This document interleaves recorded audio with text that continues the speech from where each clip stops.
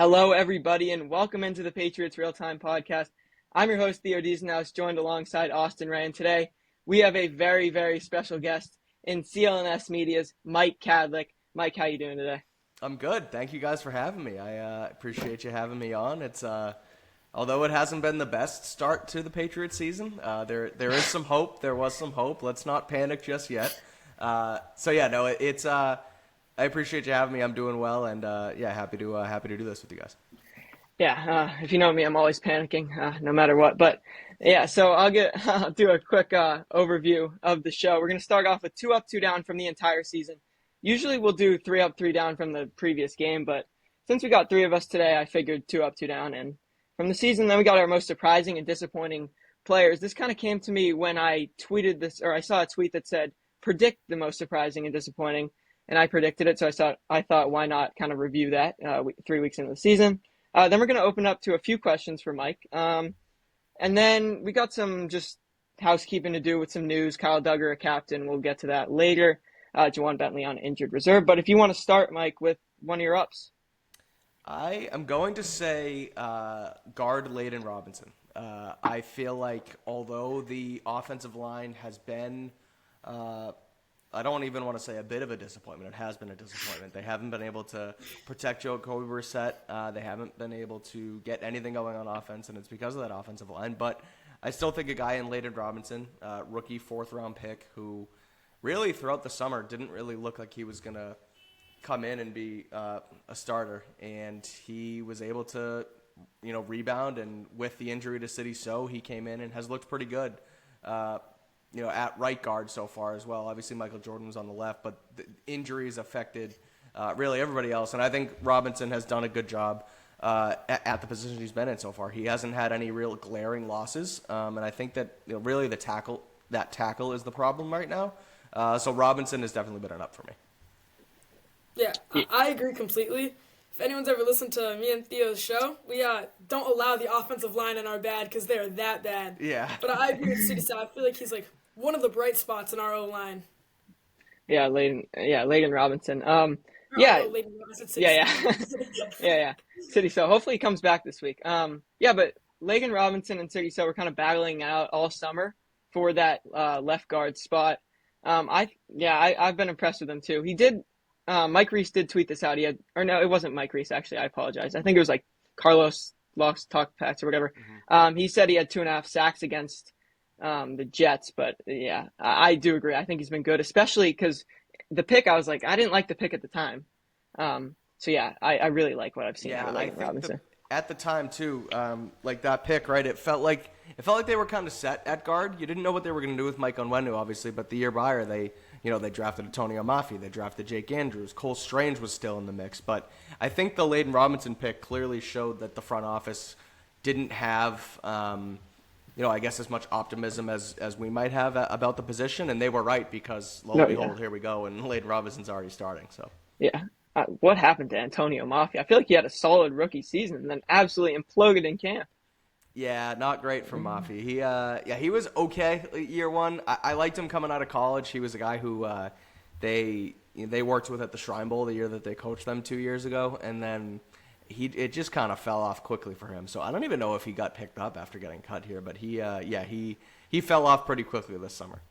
Yeah, I do believe he got picked up by a practice squad. But I'm not sure which one. But yeah, because he did start week 1 against the Eagles last year. So. Yep. Yeah, that's kind of crazy. Austin, the fall from grace. Yeah, what was your first up? My first up was one that we've talked about before. It's Hunter Henry. I feel like we came in thinking he was going to be a good pass catcher. I feel like he's done more than that. He's been sort of Jacoby's safe blanket each play. He looks over there at the pocket, collapses each play, and Hunter Henry's just there to just do something with it, extend the play. I mean, he doesn't necessarily have the stats to back him up. He had that one great game against the Seahawks, I think. We had 104 yards, but he only has 136 yards on the season.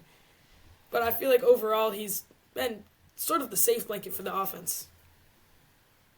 Yeah, the safety blanket, that's like a great way to describe it because I don't know. He didn't have a great game against the Jets, and I'll get your thoughts on this real quick. Just I feel like they were kind of trying to force the ball to Demario Douglas after he complained. And Andy Hart hit on this in the Six Rings and Football Things post game show or whatever it's called. He was like, wide receiver complains and now we force the ball to him. Typical Andy Hart. But what are your thoughts on that? I As far as Hunter Henry, I agree that he has been a pleasant surprise, especially because throughout the throughout the training camp, he was injured. He went down. I forgot what the injury was, but he missed the ending of camp and then ended up not being voted a captain, which I thought was kind of a surprise because he was a captain the year prior. So I was kind of curious what was up with him as far, not that there was anything going on in the locker room or guys weren't behind him or whatever, but it was kind of interesting how those things went back and forth on each other. And then you're right, Austin, he had the great game against Seattle. And even last week, like they really couldn't get anything going, but they were still, they used him as a fullback and they used him as like on a slip screen. And, they kind of tried to get him involved. So I like where they're at. Jacoby Brissett loves his tight ends. Alex Van Pelt loves to use his tight ends. So I'm excited to see how and especially once they finally turn this thing over to Drake May, how they kind of get those tight ends involved. As far as Pop Douglas, Theo, just quickly on that, that's a guy who, you need to get him targets. You need to get him schemed up targets. He is the best guy on offense. He's their best player on offense. He's the quickest.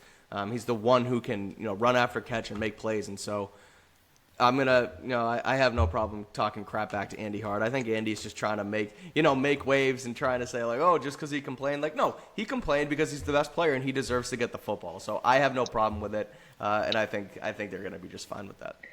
Yeah, I like that. My first up was Joey Sly. He's 6 for 7. He had the blocked extra field goal against Seattle. I'm going to blame that one on Austin Hooper. I think we can safely blame that on Austin Hooper. But yeah, it feels nice just when your kicker lines up from 44 yards against the Jets, and you're like, all right, I think he's going to make this. Last year, extra points were in question. I don't know Chad Ryland's stats from extra points last year, but I don't think they were very good. Yeah, it feels nice to just have a kicker again. It's really nice.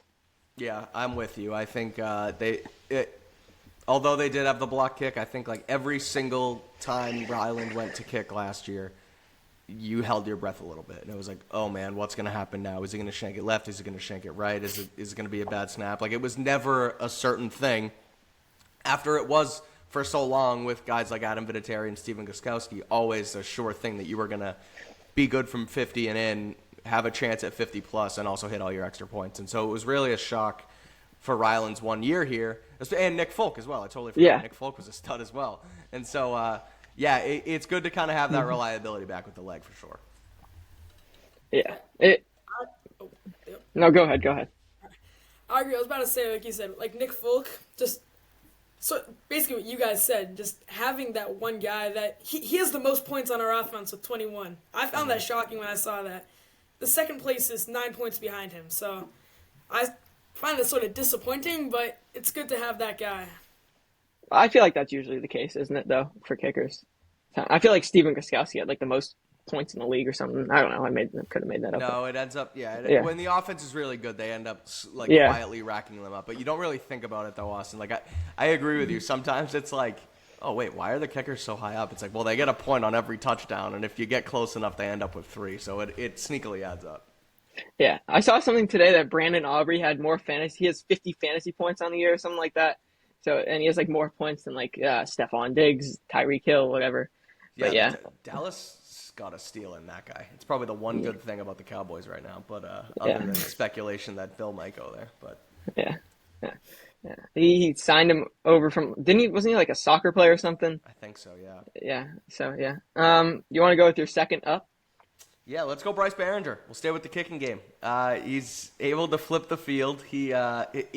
Frankly, it stinks that through 4 games we're talking about ups and it's the punter because he's punted the ball so many times and this and that. But he at least makes their offense being so bad it's okay because they can at least flip the field and give the other team bad field position. So it's not much to say there. I just think that he's a weapon that will become even more valuable when you're actually a better team, and when you aren't able to get a first down and you're able to flip the field the way he is, it's something huge. So I like Bryce. I think he's had a good start to the season. He's one of their best players right now.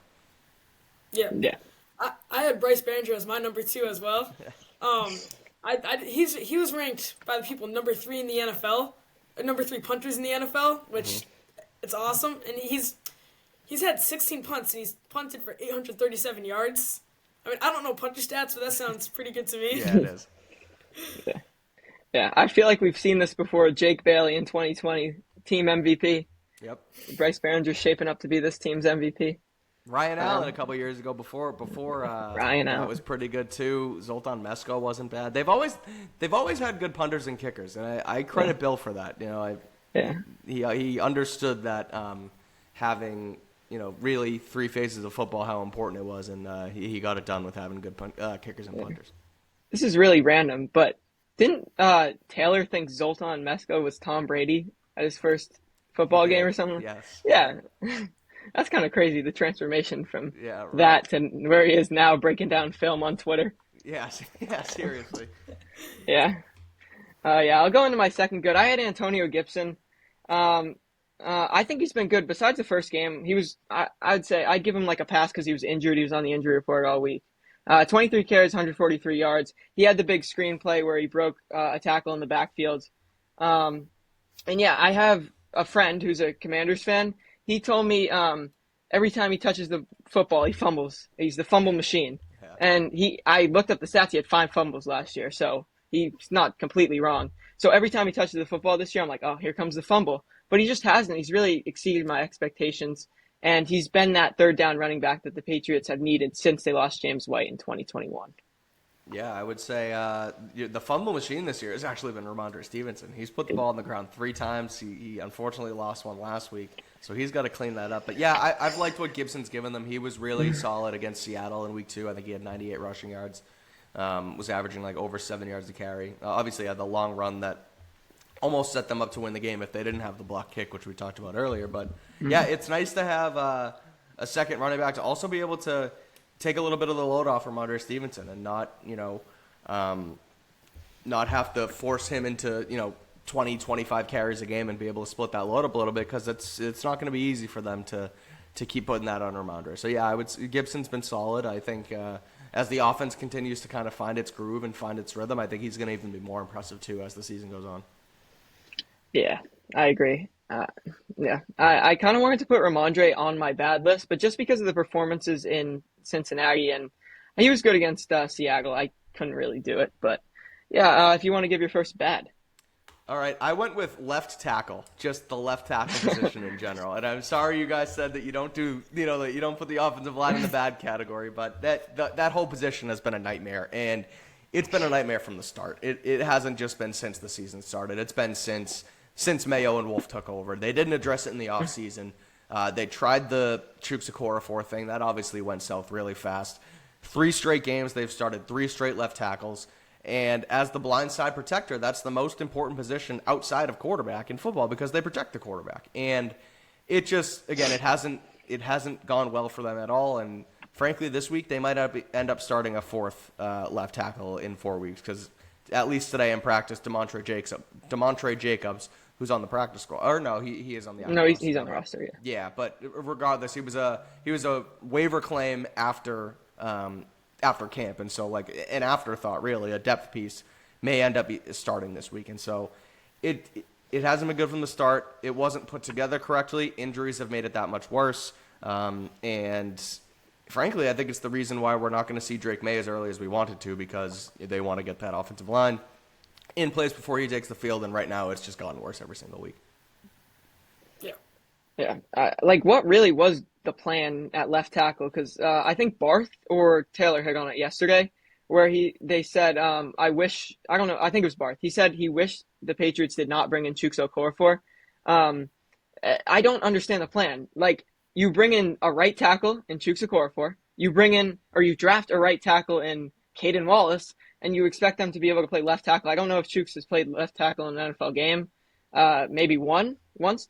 And then Caden Wallace he played right guard at Penn State and not even left tackle. Like, it pisses me off, because you said Drake May can't play because of this. Like, Elliott Wolf did such a bad job with the offensive line. I wrote a rant about this about a month ago, talking about the day Jacoby Brissett got named the starter, saying this is oh my goodness, Elliott Wolf ruined this season by not getting a left tackle. And I was over exaggerating. I was pissed off at the time, but it just pisses me off.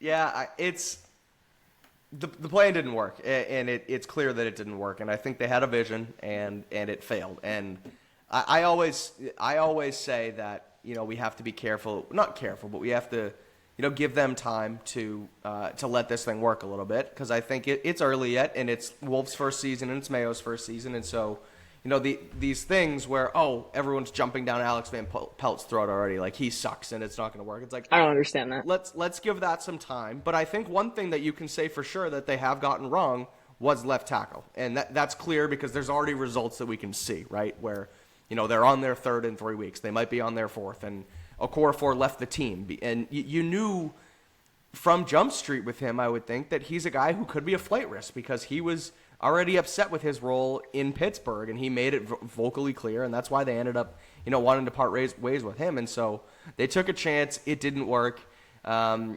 that's the one real glaring loss, I would say, in the Wolf administration, if you want to call it that so far. But yeah, it's a nightmare. It's why, again, like I said, it's annoying, and I understand fans being upset because it's one of the reasons why we're not seeing Drake May on the field just yet. Yeah, on one of the first crossover episodes or whatever that I listened to this summer, maybe not the first, but Taylor said he could see, oh my goodness, Chooks getting cut if he doesn't win the starting job, and he didn't really get cut, but still, he was right. He was right. Yeah. No, Taylor nailed that on the head. It was like I didn't really. When he said it, I was like, yeah, that actually could probably happen, but I didn't really think like that it was actually going to be a realistic thing, but. Yeah, no, he nailed it, and I think it's funny. Taylor nailed it, and then he still will be like, but Chooks could still play, and he still wants it. Like, maybe not. Like Taylor does a good job. He wants to be as positive as he can be, and I get it, but he still can't come to the realization that the offensive line isn't in as good of a spot as he wants it to be. But yeah, Austin, why don't you go with your first bad? All right, my first bad. I feel like, based off what we said, it's gonna be pretty unpopular. I say Ramondre Stevenson. I know he's our running back one, but he's not, in my opinion, what we want from a running back one. He only has 224 yards through the 3 games, and he has 3 fumbles through those 3 games. I feel like it is gonna go hand in hand with the offensive line. I feel like they're partially to blame for that, but I just feel like he's not been really living up to what we expected.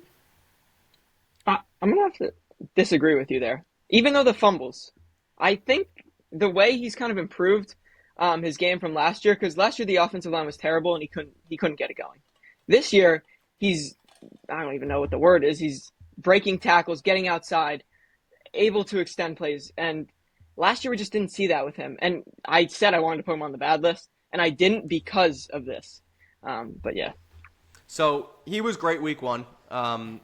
He was solid in week 2, and they lost. And then he wasn't great last week, and I think that part of the reason was on Alex Van Pelt, and they didn't try and establish the run as early as they wanted to, and then by the time they were in their second and third drives, they were already down 7 and 14 points, and so at that point it's hard to just shove and run the football down people's throats because you're wasting time, it's poor clock management at that point. So looking just at the rushing stats, I feel like that's tough to do, but I get it because you do want more production out of the guy.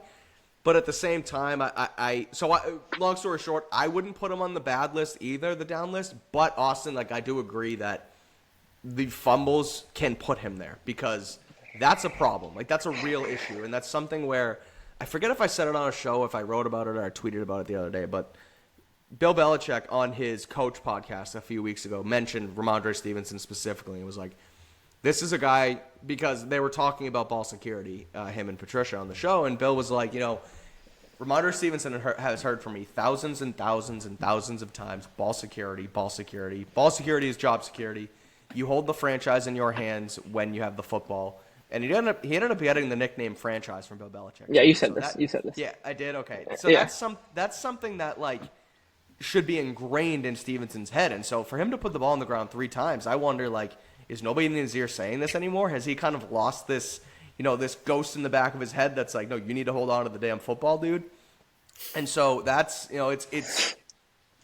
he's lucky that it didn't cost them a game like it has in the past, where they were already down and out in that Jets game, where it's like, all right, I'll figure it out, I'll get it done. But it could have been a lot worse, and so he's got to hold on to the ball because they're going to use him a ton, and they're going to continue to run the offense through him.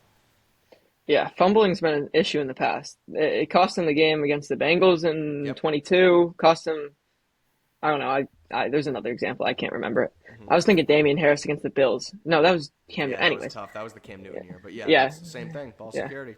Yeah. But yeah, I'll go to my first bad. And I know we said we don't put offensive line, but I broke our rule and I put Mike Onwenu. I don't think he's been good. He just had, I don't know. There's been a few plays where he just isn't picking up the I don't know what to call it, but he's just not picking up the rusher, and he's getting in free. His PFF grade is 62.1. I don't think that's good. I'm not a PFF guy. I don't really trust PFF because they had Jelani Tavai as a fifth ranked linebacker last year, and that's just not true. But yeah, I partially kind of, I don't really say it's his fault though, because he is playing tackle at 6'3", 280. Well, 6'3", he can't control his height, but anyways, he's playing tackle at 280. And I kind of just contradicting myself again, but you put on 30 pounds knowing that you're going to have to play tackle is a little bit like, to me. So I think Mike Onwenu's just had a shaky year this year. That was a bad explanation, but no, I get it. It comes down to the entire line, right? And I think that Onwenu's been a part of that. And at the end of the day, he's better at guard than he is at tackle, and they paid him a lot of money. I think, in my opinion, because he can be versatile and he can play outside when you need him to, and you can play him inside when you need him to. And again, I think he's better on the inside, but to put him out at left tackle and to have the production still be as poor as it's been is not a good sign. So I think eventually when they get healthy, they will move him back to guard, and I think you'll see things improve there, I would hope, in his play, because again, I think he's better alongside David Andrews, not having to move around as much as you do as tackle, and he's just better on the inside. So yeah, I don't disagree. I think it's not all his fault. You're right, but at the same time, you would like better from a guy you just paid 3 years, $57 million or whatever the contract was. Yeah, Tom Curran talked about him. He said this is a while ago. He said he's a top 5 guard. He's an all-pro guard, and I agree with that. Mm-hmm. He's a very, very good guard. And he's like a top 20-ish tackle, and he's been playing worse than that. He's been playing like a bottom 5 tackle this year. So, yeah, it's just been disappointing to me. If you want to get into your second bad. Yeah, I'm going Tyquan Thornton. Yeah. The offense, as we know, has not been good, and I think someone in Thornton who the last couple seasons has been injured to start the year, which, again, it's something that he really can't control, the fact that he is so, he's not durable. He's light and he's tried to put on weight, but it doesn't really help. But again, he came in healthy this year. He had a solid camp this year. He actually made the roster and was available in weeks 1 through 4, which he has not been for the first couple of years of his career. And he's basically just the starting X, but he's just a decoy. And he runs fast and tries to take the top off the defense, but I think he has 1 or 2 catches this year. He hasn't done anything. And so it's disappointing to try and have a guy be the top option in your offense, or one of the top options in your offense, and just be a complete no-show. And look, he's a bust. I think it's confirmed now. He was the 53rd overall pick in 2021 or 2022, whatever year it was. And it hasn't been great. And he hasn't improved. And he finally got healthy, and his game still isn't there. And so that's my down. I think the X is important in this offense. You want a guy who you can put the ball up to and kind of, take the top off the defense, but actually complete a 30, 40-yard bomb if you have to, like the Browns have done with Amari Cooper in that offense for the last couple of years. And they just don't have it in Tyquan Thornton. So he is my second down. Yeah. I have him as my second too. I feel like sort of in a way of even though I'm contradicting myself, I sort of also blame just the entire offense as a whole, the offensive line, not giving Jacoby enough time in the pocket, because we have seen Jacoby make some good throws when he has time in the pocket.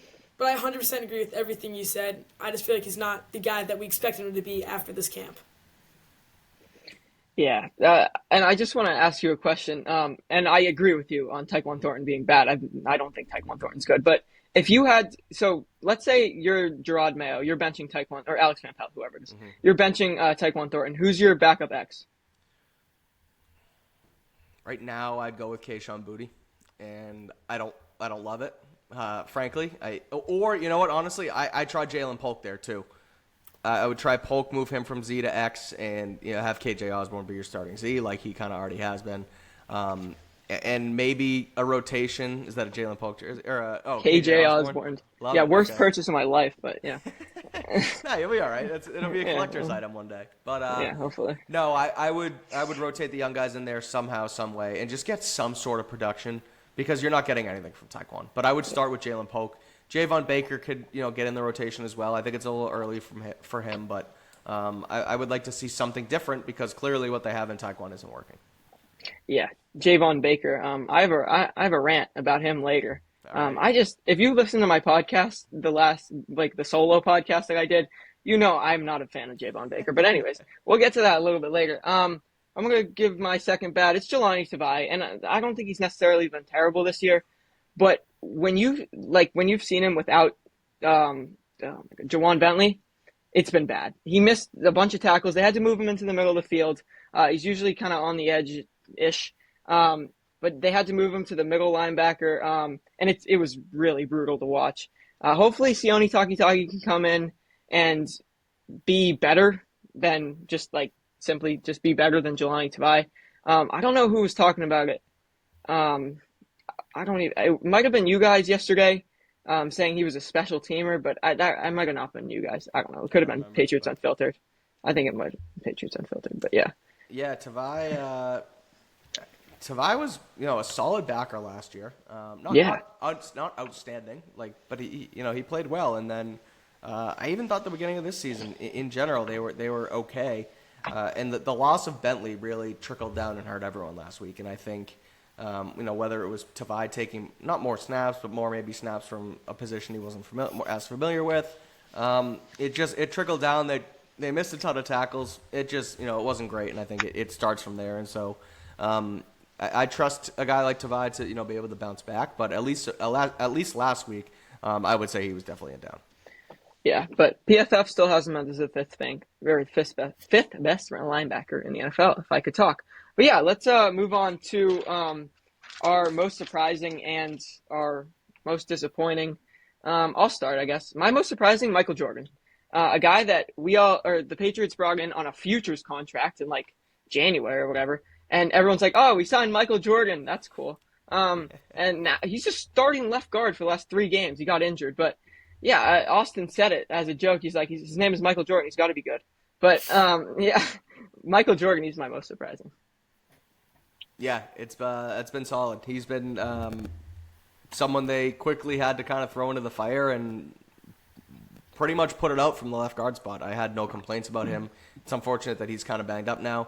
But again, City So is going to come back. I think So is a better option at left guard anyway. But he held it down for an offensive line that really needed help. So yeah, I think that was definitely surprising because you said it. You mentioned it, Theo, too. A guy who came in and it was really an afterthought. Someone who I didn't think was going to even make the roster, which he didn't. But then he came in after the fact and really made it worth his while. And they signed him to the 53. So good on him. Yeah. You want to go with your most surprising? Sure. So I'm twisting it up a little bit here, but my most surprising is Gerard Mayo. Okay. And I think specifically how quickly he was able to win over this locker room. And now, obviously, last week was their first real hiccup. But man, after that Cincinnati game where they were all behind the way they worked in the offseason and take them to the hill, and we're gonna out-tough you, and we can win football games this way. That was something. There's something there, and I think that the way that he's able to coach these guys from a player's perspective, but not necessarily be a player's coach, he's able to be hard on them because he's been through what they've been through, and so he understands what buttons to push, but not to push too far, and he understands what goes into playing this way of football because he did it for so long. And I think the guys respect him a lot. Now, it's going to be interesting to see how they bounce back after a tough loss last week. And I think this is, a critical couple of weeks where, you go into you have a short You have a short week, then you have a bye into an away game, first cross country trip, then you come back with everybody clamoring about Drake May. This is a tough spot for him in his first season, but so far, I'm surprised at how quickly he was able to kind of gather the troops and get this thing going forward.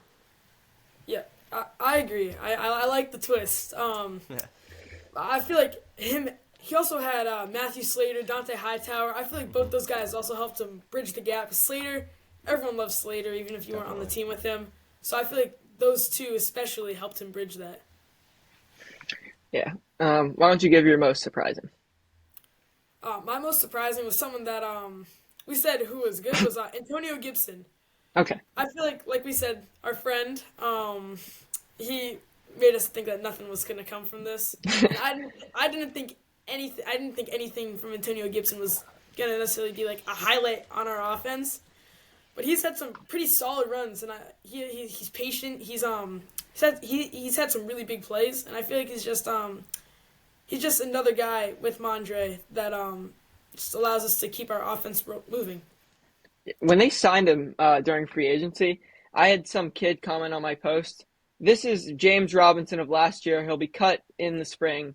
And I was like, no, I don't think so. James Robinson played like 2 years in the NFL off and on. And Antonio Gibson has been a solid player. And yeah, so that kid is probably not doing too well right now. But yeah, I mean, I'm sure he's doing fine. But yeah, I'll go with my most disappointing. And I talked about the Javon Baker rant, but I'm going to go with the wide receiver room as a whole. Just Demario Douglas as your lead receiver. And I'm talking receivers, not tight ends. Demario Douglas, lead receiver, 9 receptions, 81 yards. That's not what you want. Maybe in a game, but not over 3 games. Polk, 5 for 31 and a touchdown. I've liked his hands, but the offensive line is just the biggest caveat on everything. KJ Osborne, 4 for 28. A guy that everyone's been talking about how he was really good in the summer. Me and Austin, we went to 3 training camp practices. We saw the same thing, but just hasn't been able to produce. He had a nice diving catch. Is that why you bought the jersey? Yes, this is exactly why I bought the jersey. You and Taylor convinced. No, I'm just kidding. But yeah. And then Tyquan Thornton, we talked about him earlier. 2 for 27. Kayshon Boutte, 1 for 2. And then Javon Baker, the guy that told us we need to get our popcorn. We need to make people in wheelchairs stand up. 0 catches for 0 yards. Nobody is standing up, Javon. Yeah, everyone is sitting down there. Remain seating because you have, I mean, the one thing that we could say about Javon Baker is he's a good contested catch guy, and he lost the ability to in camp. I didn't see a single fade route in camp where he was able to come down with the ball. He had one nice day, and now we got all these national media sources, not media, they're just Instagram people, and they're like, this is the next Puka Nacua. 4th round pick, Javon. No, he had one good day where he caught one contested catch ball, and his attitude. He went on IG Live talking about how he got pulled over. Gerard Mayo says we're gonna discipline him for this, and then he goes, "I don't regret anything I said." Just even if you don't regret anything you said, just say it. No media training, and I don't know, but yeah, he just pisses me off. If you're gonna talk, you better back it up. Like Cam Taylor-Britt of the Bengals, at least he's playing. Yeah. Yeah, I agree with most of that. I think it shows, I think part of the reason, honestly, why he did fall to the 4th round, because there is some immaturity issues there. And I think that, like you said, when your head coach has to answer for you, first of all, that's not a good thing, especially as a rookie. And then to go against what he said about 5 hours later was strange, and it rubbed me the wrong way. And now I don't know what the discipline was, and I don't know if him being inactive in game 1 was, low-key that discipline, even though they didn't say it. But it has been disappointing from him. And I think I'm going to loop in my most disappointing thing there, and that's how fast the offense went downhill. After week 1, it felt like, okay, we can win this way. Run the ball hard, pass the ball when we have to, keep Jacoby upright quickly, get the ball out of our hands fast. And we can win football games this way. And then you go into week 2 against Seattle, and early it looked okay, and there was a drive in the they needed points in the second half, and they were able to get a drive going. And I tweeted that it's good to see a competent offense again, and a lot of people gave me shit for it, and I get it, because it went downhill so fast after that game. from the Seattle game into last Thursday felt like watching two completely different offenses. And, I thought that there was a recipe there. Not that they were going to, win the division and make the playoffs and all that, but I thought you would continue to find building blocks week after week after week. And they just didn't have it last week, and that's been very disappointing to me. I personally don't think you can win the way that they did against Cincinnati. It's 2024 and just 16 points a game. I think they would have lost every single game that week. And now you look at it, and Cincinnati's 0-3, so maybe they just ran into a bad team too. Yeah. It's like they've been doing it for the last however many years, where they get the break where they play the backup quarterback or the star player is injured. It's happening this year too, but they just can't. I mean, I guess they beat Cincinnati, but they didn't beat Seattle without Kenneth Walker, and then they lost to the Jets. I guess no one was really injured there, but and now they're playing a banged-up 49ers team without Christian McCaffrey, Deebo Samuel. I believe Trent Williams is out with an illness or something. Practice, not for the game. Yep. Yeah, Kyle Shanahan. That was they announced their inactives, or not inactives, but their injury report a little different than the Patriots there. That was tough to write down. But that was hard. Austin, why don't we round out this segment here with your most disappointing? First, I just want to disagree with you about the wide receiver room. I agree they have not played good, but in any means. But I don't think it's their fault. I feel like I haven't necessarily seen any big drops or anything that I'm really mad about on the wide receiver room. I think it is the offensive line. I know we say it all the time, but they just haven't been able to give Jacoby any time or any of that. So I agree they haven't played good by any means, but I just don't think it's their fault. Yeah. I don't necessarily disagree with that either. I think the entire offense is in disarray, and I think it does start with the offensive line. I think if you get that blocked up, the receivers can do it. It'll kind of all trickle up from there. Yeah. I'll give my disappointing. My disappointing thing is the secondary. I mean, they haven't been that bad, but I feel like they're just not what we expected. We always think of the Patriots. We've been thinking of our defense even since last year. Our defense is our highlight. And they haven't seen anything I liked out of them. They've done. Christian Gonzalez has played good in man-to-man. I feel like zone. There's no communication. I feel like, especially with Bentley hurt, that's gonna hurt us. And the Jets, they left the middle open and let Rodgers find people every play, and that made me really frustrated. Yeah, whether it's Jackson Smith and Jigba beating zones in week 2, or Tyler Conklin beating zones in week 3, there's always someone, just a random guy. Not that Jackson Smith and Jigba is random, but me and Austin, we were going through the Jets depth chart on whenever, and I was like, "Who is Tyler Conklin?" That's just me being a casual NFL fan. Besides, I know every player on the Patriots, but don't know Tyler Conklin. Yeah. Austin did know who he was, and he showed me why I should know who he is. It's just kind of disappointing. But I want to get your thoughts on this, Mike. Christian Gonzalez has been praised each and every week, even when it looks like he's having a bad game. Do you think the praise is he deserving of the praise? Yeah, I do. I think Gonzalez is a solid player. I don't really have many complaints at all with him in his game. I think he does a good job at containing the wide receivers in front of him. And there was a stat that actually Taylor brought up the other day on one of our shows, and it was him and it was Marlon Humphrey, who are the only receivers in the last 2 seasons to not give up a 20-plus yard reception. And he'll let up catches every once in a while. He let up the touchdown to Garrett Wilson, but he was also in position to defend that play against Wilson. Rodgers just that was a great throw. Read it properly. Wilson was able to get that second of separation and run off Gonzalez. And in a heavyweight match like that, in a cornerback versus wide receiver, you're not going to win 100% of the time. So I'm not worried about him. I've never really been worried about him because every time he goes out there on the game field, he shows up. And until I don't see that, then I'll start to question it. But I agree in general, Austin, that the secondary hasn't been great. Again, the miscommunication on the DK Metcalf touchdown, that's stuff that's inexcusable. You can't. That's one of the best players in football. You have to make sure that you are on your P's and Q's every single time that guy's on the field. And so, in general, that's disappointment. I'm not worried about Gonzalez. Yeah, he's a gamer. Exactly. He always seems to not have a great camp, but he's good in the games. So yeah, why don't we start, or if it's fine with you, a few questions? Yeah, let's do it. All right. So my first one is about Marcus Jones. 2022, we saw Marcus Jones play offense a ton. He had the touchdown against the Bills, and then 2023, before he went down with the injuries, playing offense again. Why do you think we've seen zero offensive snaps this year? And because I have my reasons. I just think that he's a guy. Well, frankly, he's a guy who is injury prone, and so Yes, he's a better defender. And I think that you want to keep him on the field at his original position. This guy is not Travis Hunter from Colorado. He's not like you put him on offense all the time and defense all the time, and so you got to keep him healthy. I think he's more of a gadget player on offense, and offenses don't want to just have to rely on gadget players all the time. They want to establish their system, and this is how we run it, and this is who we use. And so I also think that, again, like I said, he's been getting hurt, and so he might not want to put himself at additional risk to get hurt on a jet sweep or a screen like that.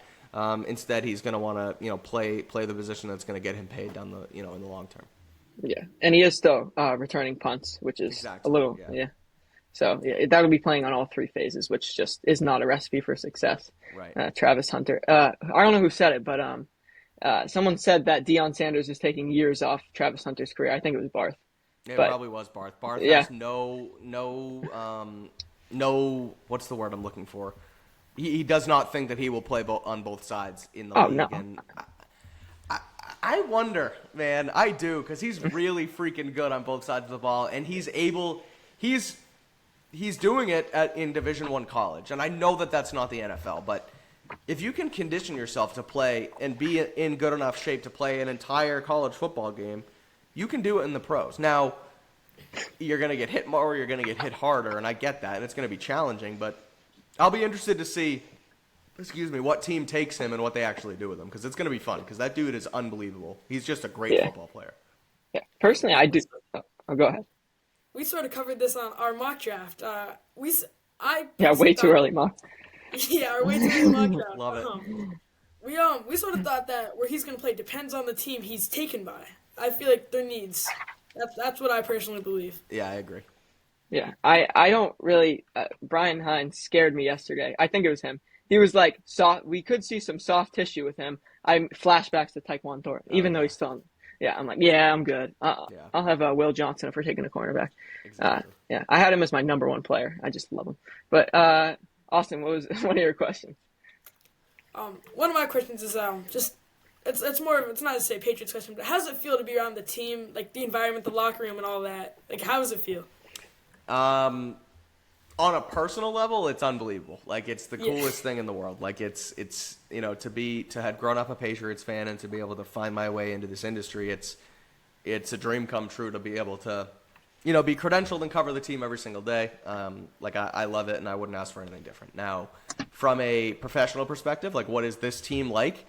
I would say that, what I mentioned before about Mayo winning over the locker room, like, it's definitely a different vibe than it was last year, where everything felt a little tight, and there was the Mac Jones saga and the is Bill Belichick going to get fired saga and what's going to happen here, and all that stuff, right? And so there was kind of like there was bad mojo, there was bad aura in the locker room, and you could feel it every single day being in there, right? And so now it just feels, even though they've lost their last two games, it's looser. Players are more likely to kind of say more and interact more and things like that. So that's been cool. But yeah, no, it's again the coolest thing in the world to be able to cover this team every day. Yeah. So we got to wrap this one up pretty soon. But last question for you. So you started the Behind the Mic podcast. We've touched on it a little bit. But you always share other people's stories. What was your personal story on getting in here?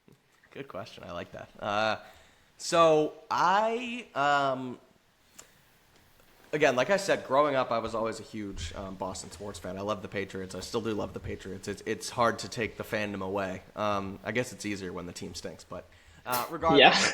So I grew up in Dedham, Massachusetts, right outside of Boston, so I'm from here. I live in Norwood now, so I'm from the area and still live in the area, but went to Worcester State University out in Western Mass and studied. I didn't know what I wanted to study, but my guidance counselor told me communications because I worked on the school paper a little bit in high school. And so I was like, all right, I'll try this. And then from there, I knew I wanted to try and work in sports because it's like literally the only thing I care about. And so I that's how interned.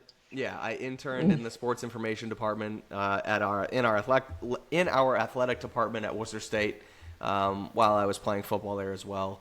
So I kind of learned some of like the social media stuff and how to like write a game book and writing post game stories and things like that.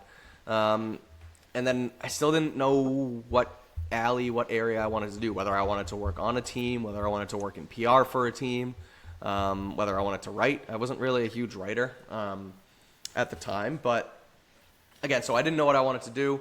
Moved on, went to Boston University for my master's, where I was going to do that full-time in public relations. I realized how much damn money it was going to cost me to go full-time at BU, so I decided to look for jobs at BU. So after college, I ended up getting a job at Boston University in like one of their admin departments and was getting my master's part-time. And while I took my master's there in PR, I ended up taking a sports journalism class one semester. And that's kind of where this whole thing started and went in an upward trajectory. I don't know if you guys know A. Sherrod Blakely. He's a Celtics reporter. He used to work for NBC Sports Boston.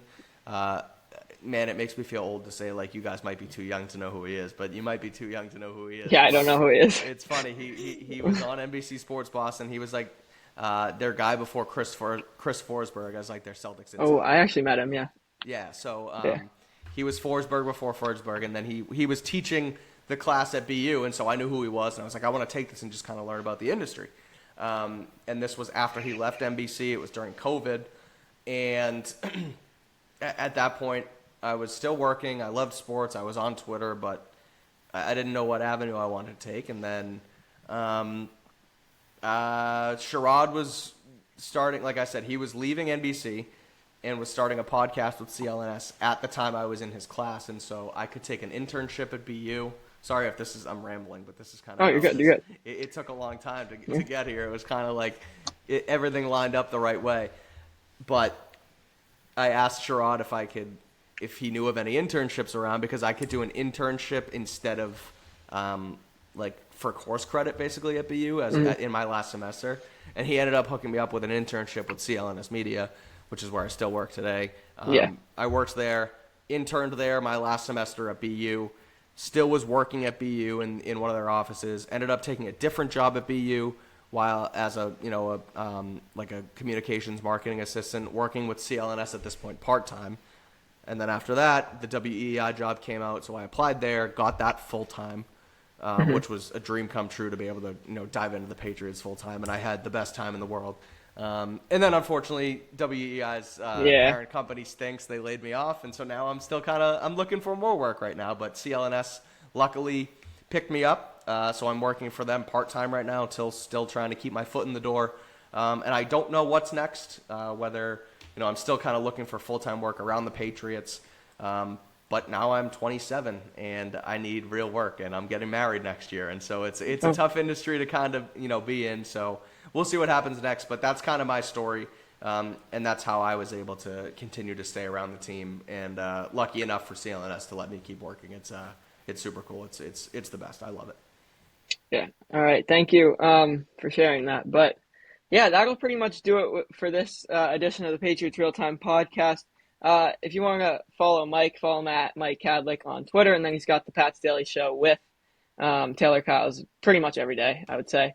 You want to follow this podcast? Basically every day. Yeah. And then you want to follow the podcast, YouTube, Spotify, and Instagram, Patriots Real Time. So thank you for coming on, Mike. Yeah, thanks for having me. This was super fun. I appreciate you guys.